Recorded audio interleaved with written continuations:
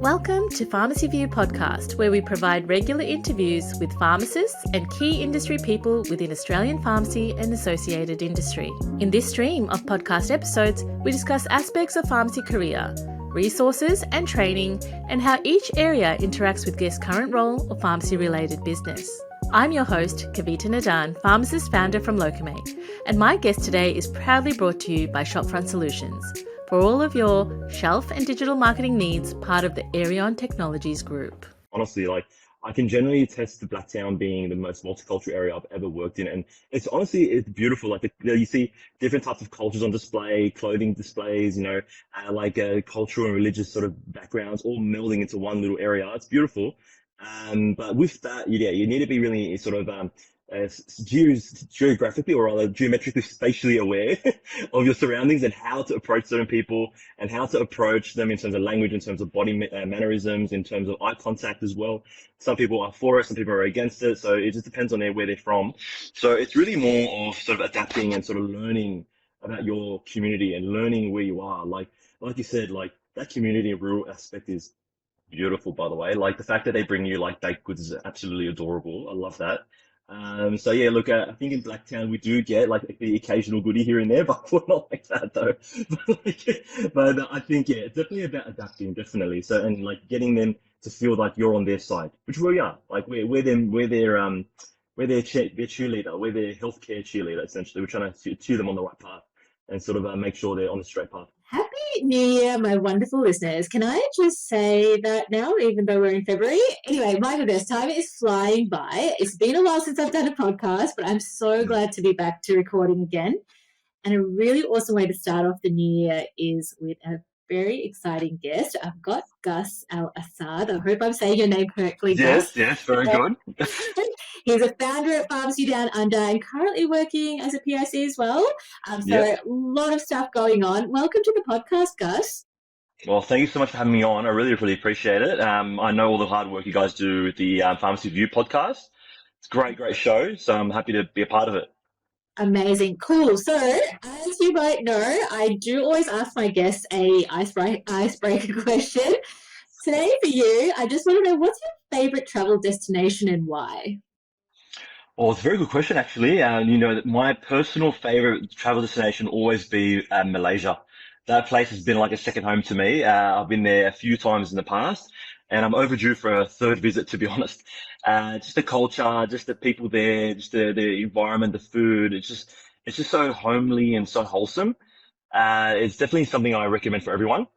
If you're interested in Southeast Asia or just traveling somewhere not too far from Australia, Malaysia is definitely something to consider for sure. It's just something that's very unique in that region, for sure. A lot of good memories there. I know, and I think I've been there a couple of times because usually, you stop over sometimes when you're going to somewhere else, and I just love it. It's so buzzing, even at night time. You can head out at 9 o'clock, 10 o'clock, and people are out and about, and the food is amazing. So I 100% agree with you. It's a fantastic place to go, and you feel very safe as well. Yeah, exactly right. You feel like you're a resident, more or less, with them. Yeah, you don't feel like a tourist. No. Yeah. So, Gus, if we were to make a movie about you, Hollywood blockbuster, what would be the title? What would be the title of your movie? All right, that's a great question. You're putting me on the spot now. Oh, look, honestly, based off my pharmacy sort of career so far, honestly, the best way I could say would be something maybe outside of the dispensary, maybe beyond the dispensary or something like that. It's just that I think my mindset has changed so much over the last 5 years of what I initially thought pharmacy was, to what pharmacy really is, and what that involves. It's changed completely. So I remember when I first started, I was just thinking, pharmacy, just, dispensing computers and labeling and things like that. But then thankfully over the last couple of years, I've really noticed that there's so much more to pharmacy.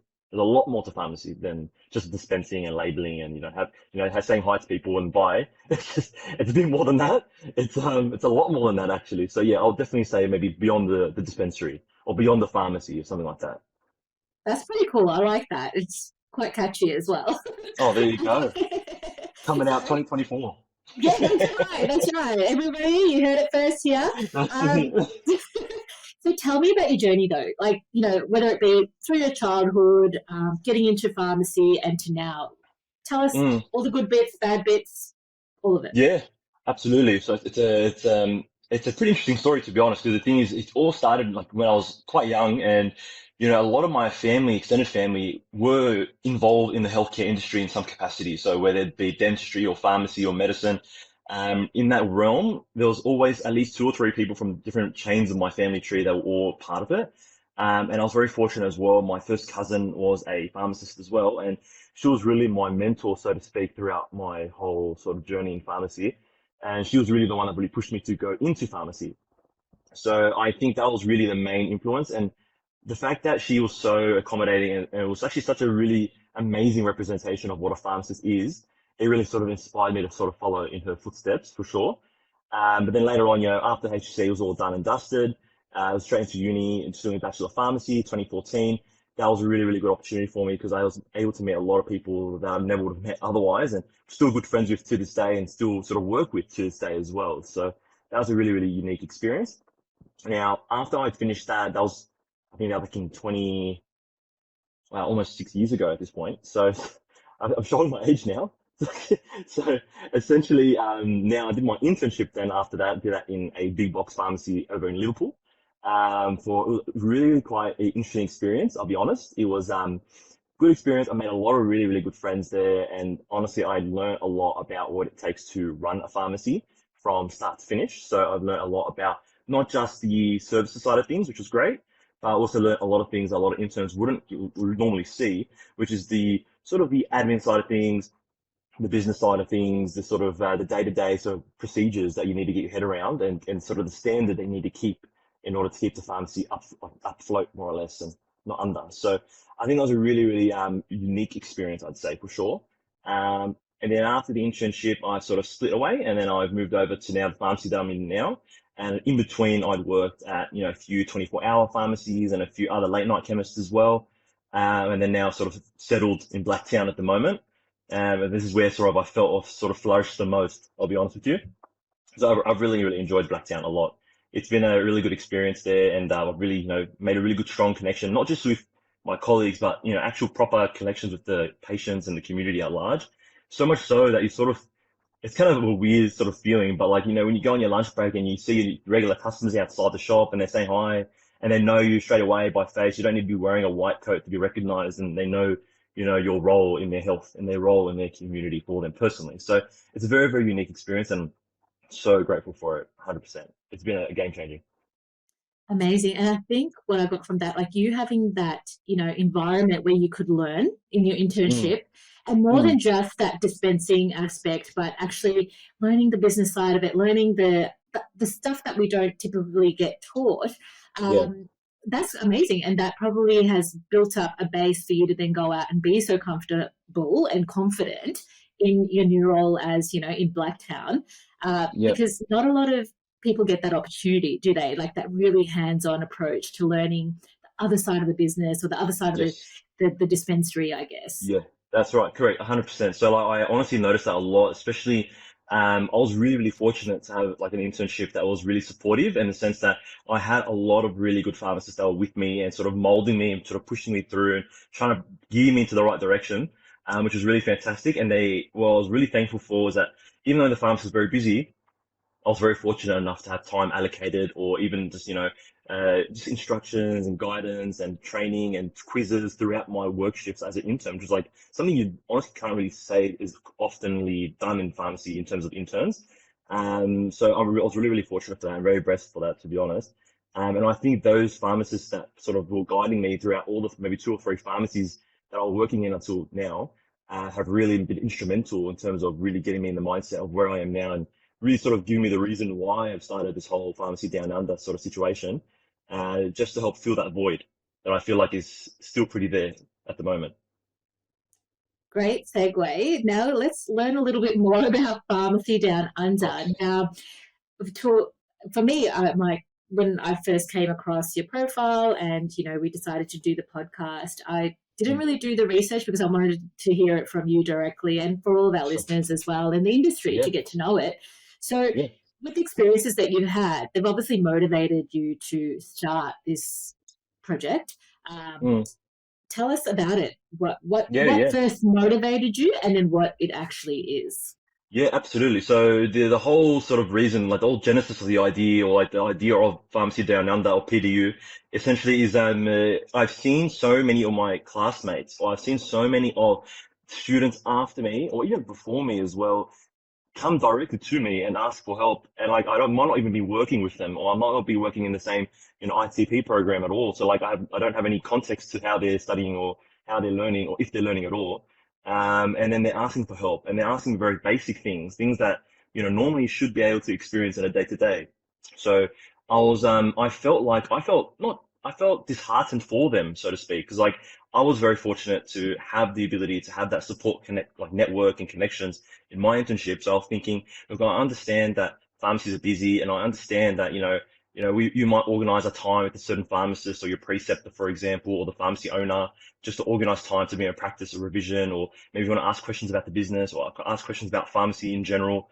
And look, I'm sure they can find the time, and they would love to help you. But like, life is life, and I'm sure we know over the last few years, life can change very, very quickly with pandemics and such. So anything's up in the air when it comes to time.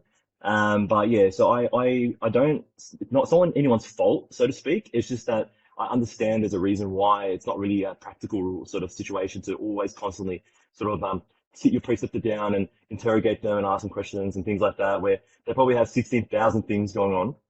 So that's what I'm like, okay, we need something, we need like a community or some sort. Like it worked really well for medicine. I know a lot of my medicine friends have the same sort of idea, but more for like medicine training exams and things like that, where they have a community, that courses that are like usually just community run, community driven. So they're not like profit based or anything like that. So essentially the whole goal is just to be a crowdsourcing sort of pharmacy internship, sort of a older brother, older sibling approach, where you have like someone that's already been through it, already done everything, and then they're passing on their knowledge and just giving out just tips and breaking down sort of the AMH, for example, or things like that as well, just to sort of make things a bit easier, especially for these new generation of new generation of interns coming through, adults, that are going to become now pharmacists in the next couple of years. So it's just building that. And then as soon as that, I thought, if I can make it a community, then I can make a difference and sort of really have an impact on this next generation of interns and pharmacists coming through. Then I thought, okay, well, better way to do it than through either, the most common social media platforms. So I started on LinkedIn, and I'm slowly, branching out to YouTube now. Brilliant. I mean, Yeah. social media is the go, right? Yeah. It's the Yeah. best way to reach your audience, and especially, we won't call them kids, young adults Yeah. who tend to embrace social media and technology. I feel that that's a good way to engage them as well. So from what it sounds like, you're building this community, because, I've had a lot of interns come through my pharmacy, and I'm sure you have as well. Mm. And one thing, yes, they get that coursework and the theoretical component of it, but what they miss out on is that social aspect, in the sense of having somebody who understands what they're going through. And I can totally relate, guys, that, we've been through it, but we're a few more years further ahead. And as much as we can support them, we still don't feel what they're feeling at that moment in time, which is that intense pressure, that belief that this is the year, make or break year. And if I don't do it, that's it, my life is over. And you just have to, that reassurance, I feel, getting that big brother mentality, of it's okay. Like, let's do this, breathe, and you've got all the resources available. I feel that that's one thing that has been missing, and I agree with you. Correct. I definitely feel like, especially COVID had a huge impact on the generation or the pharmacists that come out during COVID and post COVID. I just saw it myself. I'm like, okay, something's not right here. Like, I feel like, it's no fault to anyone like ITPs. They're doing their job fantastically, but it's just, with what they had in terms of COVID and online learning, etc. But I feel like with COVID and with some pharmacies, including our pharmacy at one point, were doing door service, where no one was in the pharmacy. There was no actual physical interaction whatsoever. Emotions were high, tensions were high. Compassion wasn't really part of the equation at that point, I feel. So I think it was more about getting people in and out safely without getting COVID. That was our mindset back in the day. So I think I'm glad it's over. I'm so happy it's over. And I'm glad that now we can start fresh, maybe start on like in a blank slate and say, look, all the random variables of Corona, etc., and lockdown are out of the way. So now we can sort of really plant our seeds now and sort of grow and make a proper sort of system in place that can be used from now on for generations to come, hopefully. So that's the main benefit of starting it now, particularly as well. I love that, like planting the seed and getting them to grow. Like that's literally what you're doing, and it's fantastic. And I feel that COVID, even for us who've been in the retail sector or the community pharmacy sector for a long time, interacting with patients day to day, I feel like COVID flipped everything on its head for us who've had that experience. So, that new generation of pharmacists, young pharmacists coming through, they're just kind of in this state of what's important, what's not, what level of customer service, I guess, we provide versus, what we can, and just bringing it back to basics is so important. Correct. It's affected everybody, right? So for someone like us who got experience and experienced pharmacists, this sort of level of support could also be quite beneficial in that sense. 100%. I agree for sure. Like I feel like it's a lot of the sort of students and the interns and even the placement students I've seen over the last sort of few weeks.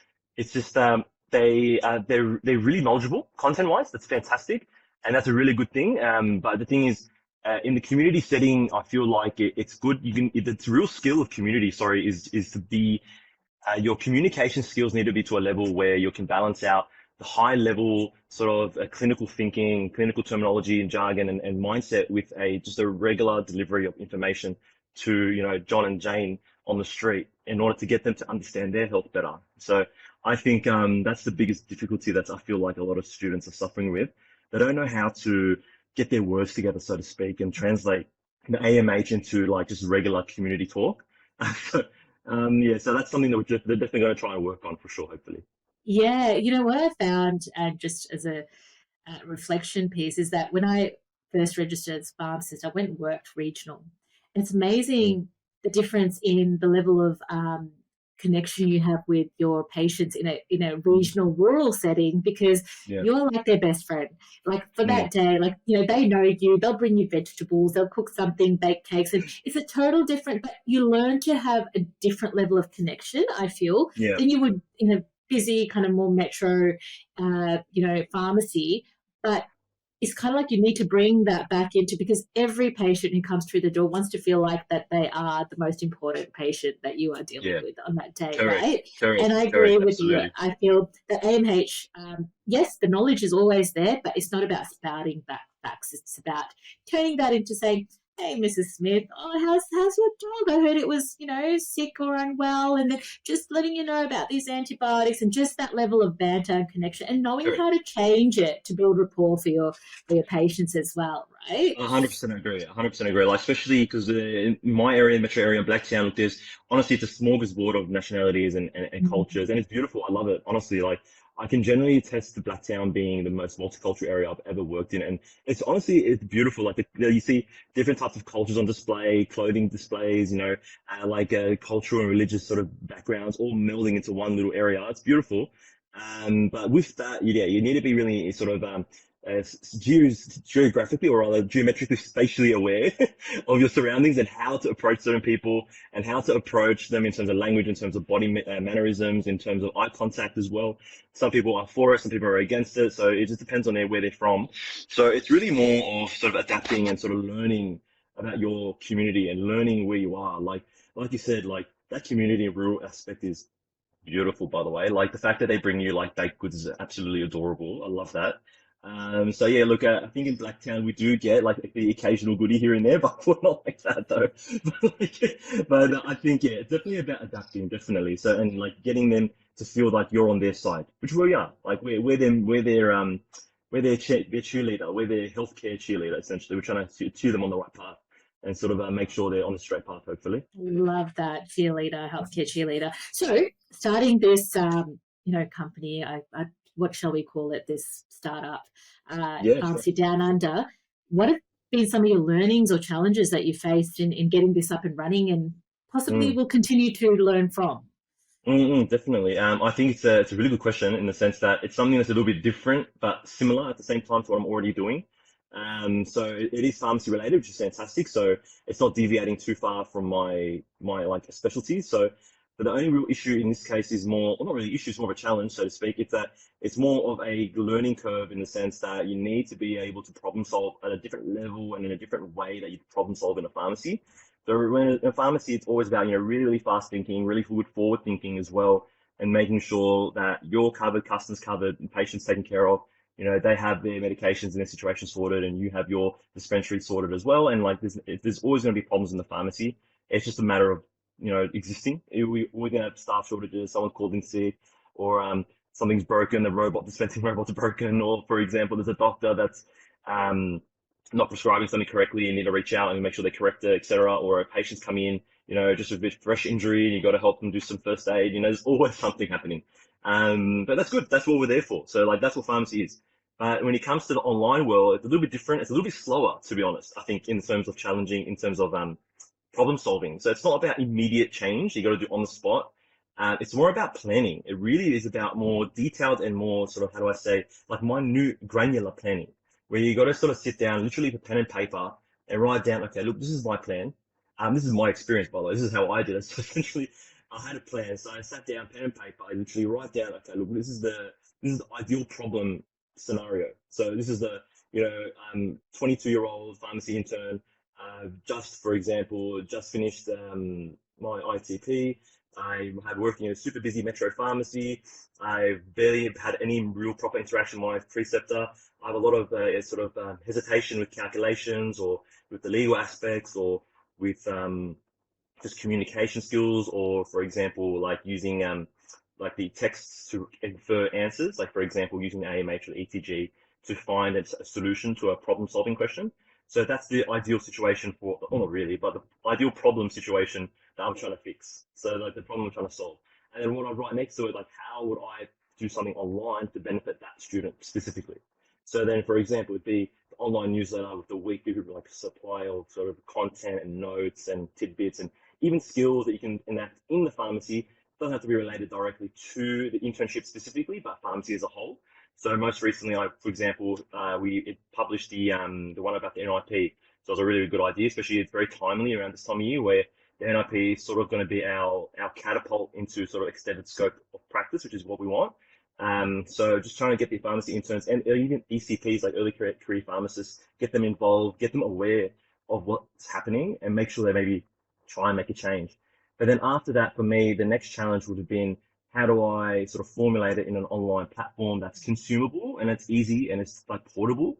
So I could have done a few different things. I could have done an Instagram, could have done a TikTok, could have done like an online course, so to speak.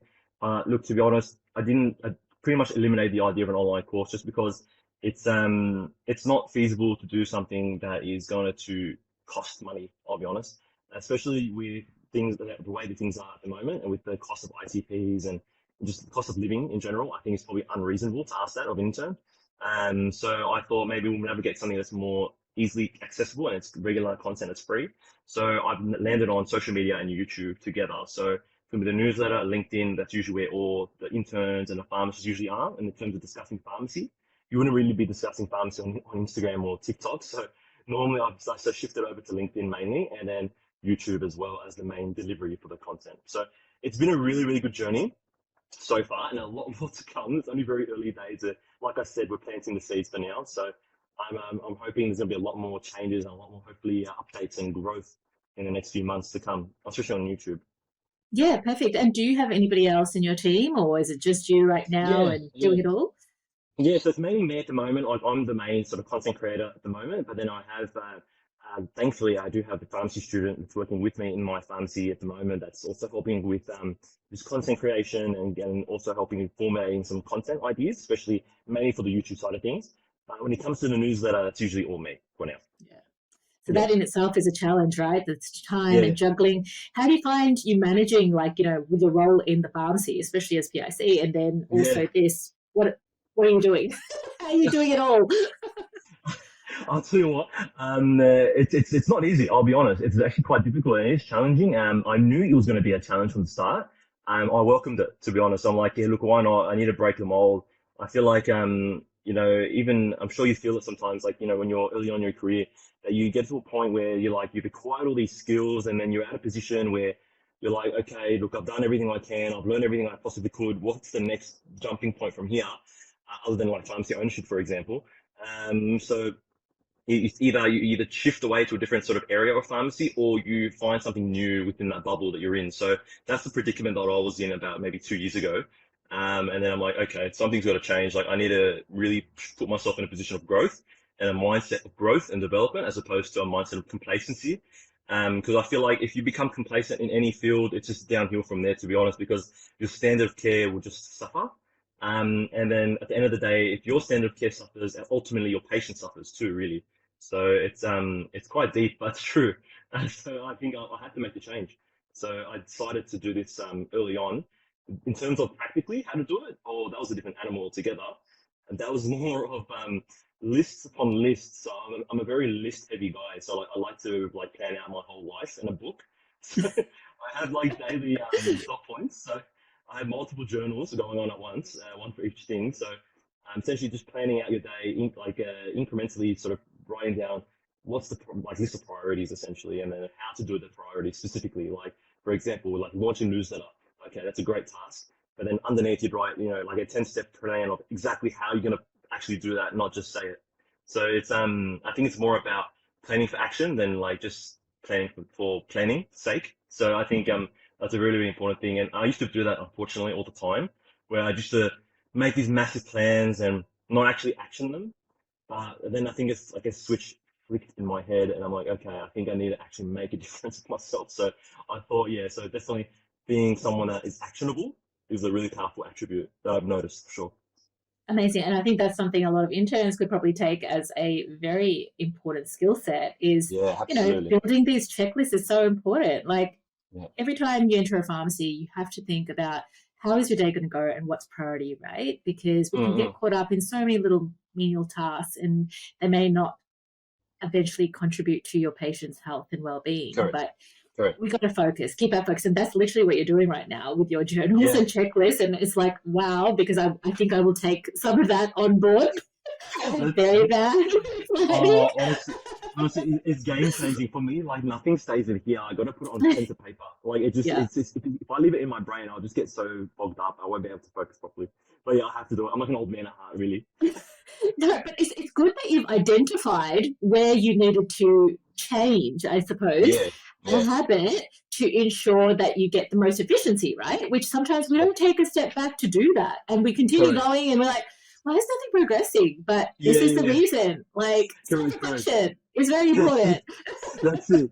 It's true. Like, I feel like sometimes, like, it's some people, like even myself, like we have a bit of ego in us where we're like, oh, I'm doing everything right, so to speak. Of course, like I'm not doing anything wrong. I don't know what it is. It's definitely not me.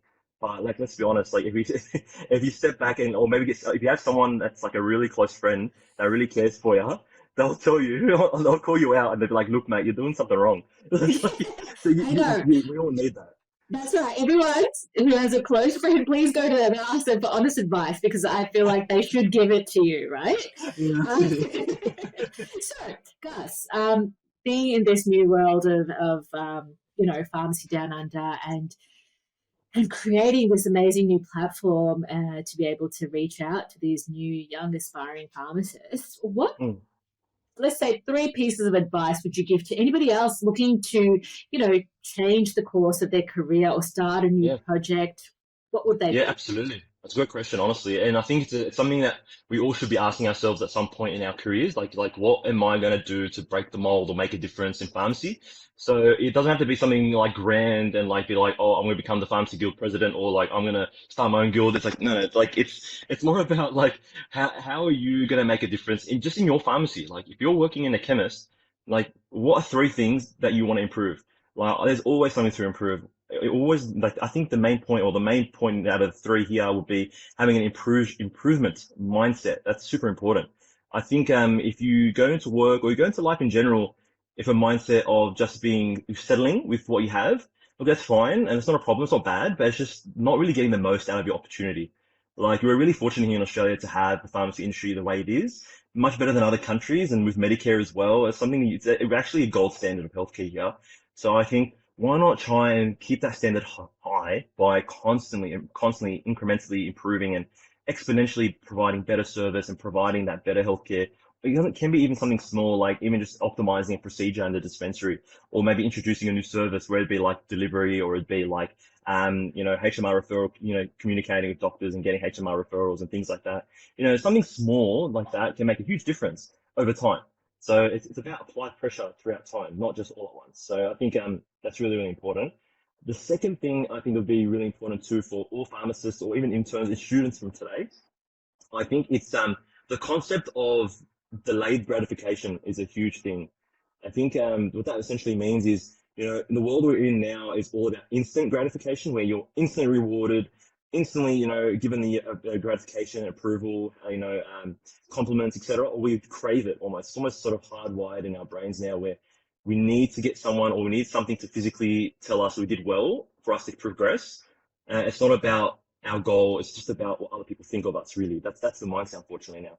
All we need to do, though, we need to switch that from seeking people's approval rather than seeking your own approval over time, like time frames of, like, we're talking about a couple months, couple years. Because what you want to be doing is that you want to be, like I said earlier just before this podcast, that we want to plant the seeds from now and not look for any sort of roots or any shrubs to grow now.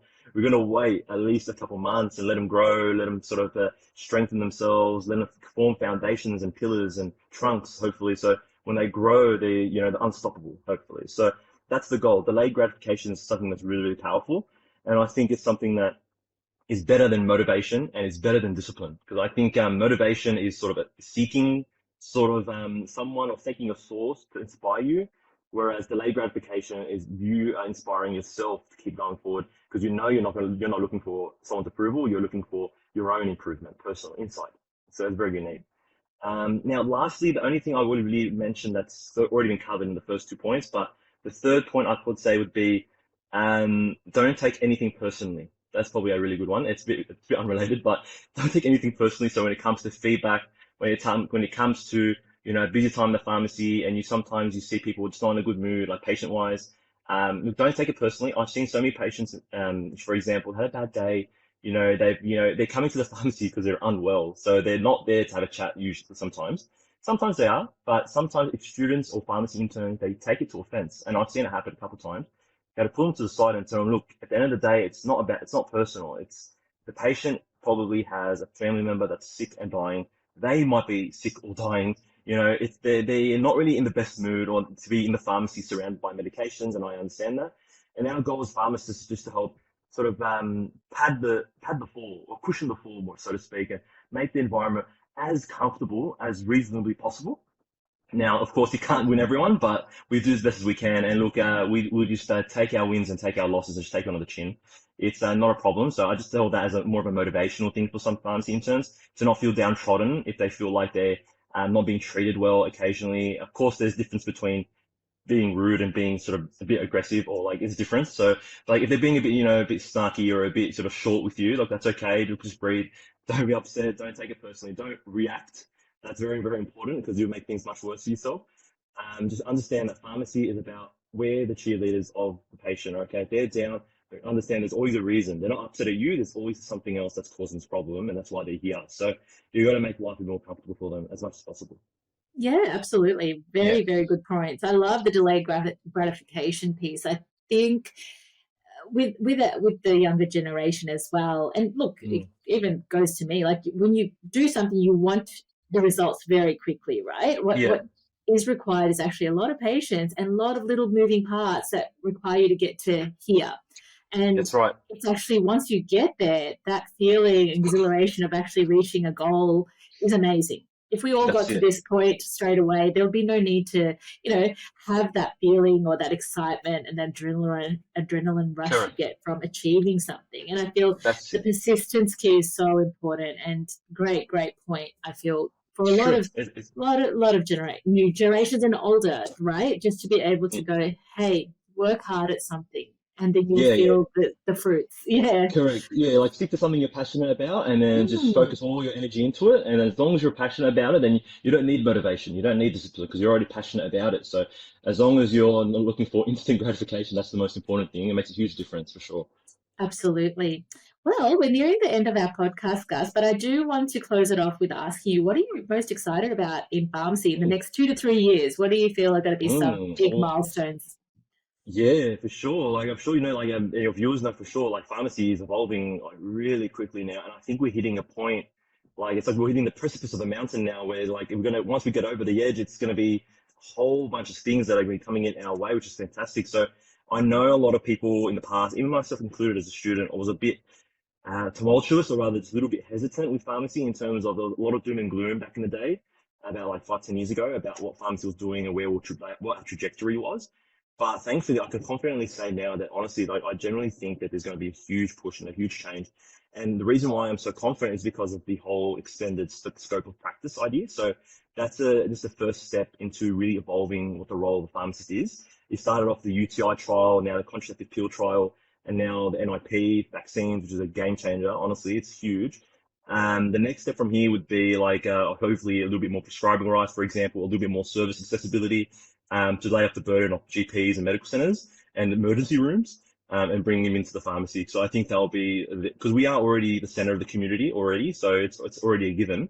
So why not give the center of the community some actual community actionable sort of tasks and actionable services that can really help contribute, instead of clogging up, emergency rooms. So that's a huge thing that I'm really looking forward to. So other than that, though, I do see that the whole paradigm of pharmacy is shifting towards more service, shifting towards more not being a dispensary technician, which is not your job. Your job is to be the pharmacist there. So you're the health professional, the medicine expert. So being out there at the front, being at the front, scripts in, scripts out on the floor, talking to people, problem solving, doing the services you need. So that's the second thing that I think is really cool about pharmacy in general. Our whole shift in mindset is huge. Like I remember we used to be like back in the big box pharmacies that I used to be at, it always used to be about just dispensing script numbers, getting people in and out like a vending machine, so to speak. But now I think even they are sort of shifting their mentality to more services like heavy related, just because of obviously the 60-day dispensing and all these other things like that. So I don't think script numbers are something to be relied on anymore, other than just a metric of like growth. But I think it's really important just to use the pharmacy as a surrogate to be like center of service, pretty much. So like people can come in and can get help and get out and take care of themselves and know that they've been taken care of without waiting 8-10 hours in the emergency room or paying for bulk billing and things like that. So there's a lot of things changing. So I think pharmacy is going to definitely fill the void very soon. Absolutely. And I think it's imperative now for going back to those basics we were talking about with PharmacyDownUnder, getting people ready to be able to go back to that traditional level of care, right? But with the ability to have so much more in terms of scope of practice that we can do now. I think it's a very exciting time for pharmacists, like students. This is where you should be. Pharmacy, doing a pharmacy degree. Absolutely. Yeah, absolutely. 100%. Honestly, like they're very fortunate. Like they've doing their internship and they're studying their course now, where I think pharmacy is going to go through a whole transformation in the next like 5 years probably, and they're going to be there to witness it, which is great. Yep.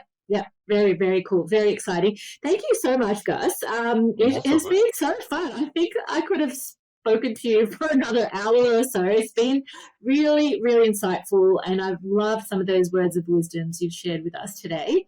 Thanks so much. That's okay. For all of our listeners, please hit up Gus on LinkedIn and YouTube, and we'll share all the details, all the links out to your social media channels, because I feel like everybody needs to be a part of this and get onto it. So thank you, guys, and we'll catch up with you soon and maybe get an update from you in a few months' time. Yeah, beautiful. Sounds good. No, honestly, like thanks for having me on. I really appreciate it. It was a really great chat. Like honestly, like you said, I've been going for ages. But yeah, look, definitely we should check in for sure. Awesome. Thanks, guys. All right, take care. See you. Yeah, bye. Thanks for joining us today on the Pharmacy View podcast, and don't forget to like, share, and leave us a comment if you found this episode of value or have feedback. Podcast episodes are promoted through social media, LinkedIn, YouTube, and major podcast mediums, and each episode can be found on the Pharmacy View webpage with links to the guest contact and business details. If you're a pharmacist or industry support supplier and would like to join us on an episode, send us a message through LinkedIn or complete the inquiry form on the Pharmacy View webpage. I'm your host, Kavita Nadan, pharmacist founder from Locumate, and thanks again for joining us today on the Pharmacy View podcast.